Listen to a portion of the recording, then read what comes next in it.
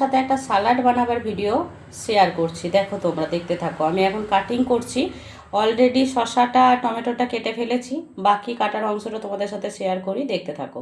এখন আমি কেটে নেব গাজরটাকে ছুলে নিলাম এবং চাপটের মাধ্যমে এই যে স্লাইস করে করে একটু লম্বা লম্বা করে আমি কাটিং করছি, কারণ দেখতেও ভালো লাগবে আর খেতেও ভালো লাগবে। যে কোনো জিনিস আমার মনে হয় দেখতে একটু শৌখিন হলে খেতে আরও সুন্দর লাগে। তো তোমাদেরও কি একমত একটু জানিও।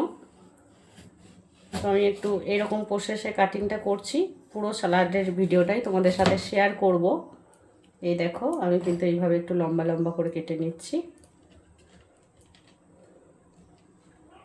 সবটাই যেহেতু লম্বা কাটিং করেছি, মানে শসাটা টমেটোটা, সেই কারণে আমি কিন্তু গাজরটাকেও একটু স্লাইস করে একদমই ছোট ছোট করে কেটে নিচ্ছি।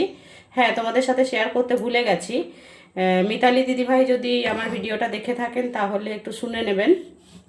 আমি যে চপারটা কিনেছিলাম ফ্লিপকার্ট থেকে, সেটা রেজাল্ট খুব একটা ভালো হয়নি, তাই আমি ওটাকে রিটার্ন করে দিয়েছি।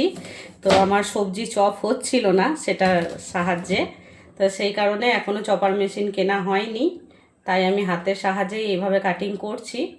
আবারও একটা কিনবো ভেবেছি, এবার একটু দেখে শুনে বুঝেই কিনবো, তাই সময় লাগছে।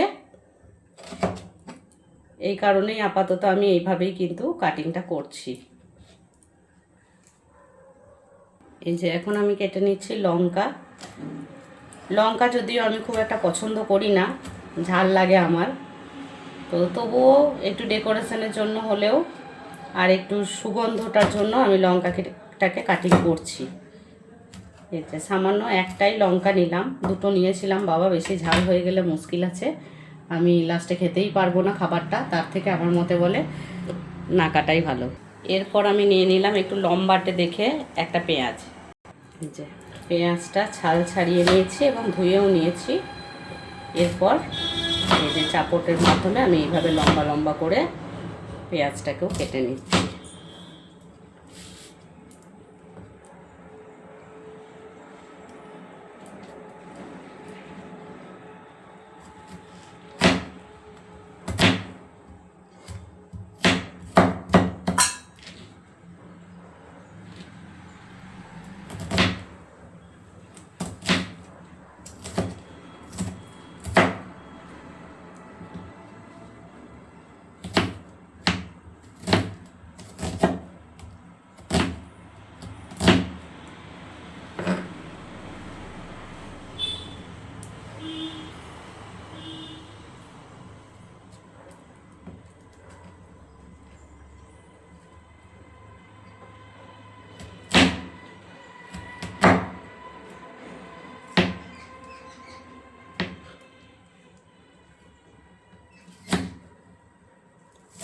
এই যে পেঁয়াজটাও আমার কাটা হয়ে গেল।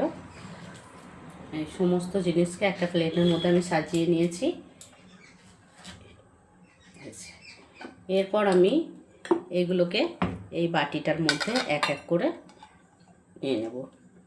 প্রথমে নিয়ে নিলাম শসাটা, তারপর নিয়ে নিচ্ছি টমেটো, তারপর নিচ্ছি গাজর, তারপর নিয়ে নিচ্ছি এই পেঁয়াজ লঙ্কাটা।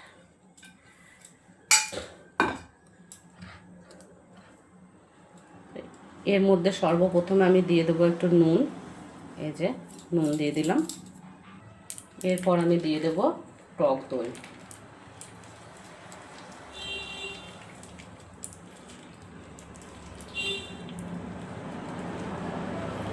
অবশিষ্ট যেটুকু টক দই আছে সবটাই দিয়ে দেবো, তার কারণ এটা একদম শেষের দিকে।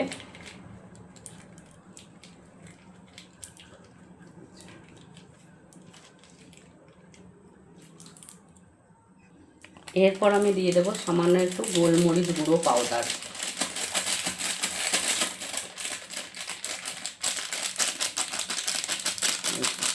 গোলমরিচ গুঁড়ো পাউডার দিয়ে দিলাম। এরপর এই সমস্ত স্যালাডটাকে আমি এইভাবে মিক্স করে নেব। মিক্স করে এটাকে আমি সঙ্গে সঙ্গে খাবো না, একটু পরে খাবো, এটাকে রেখে দেবো এখন। তো আমার এই স্যালাড বানাবার ভিডিও যদি আপনাদের ভালো লেগে থাকে তাহলে একটা লাইক কমেন্ট শেয়ার অবশ্যই করবেন। তো সবাইকে আপাতত টাটা। এই যে দেখতে এরকমটা হলো, আপাতত টাটা।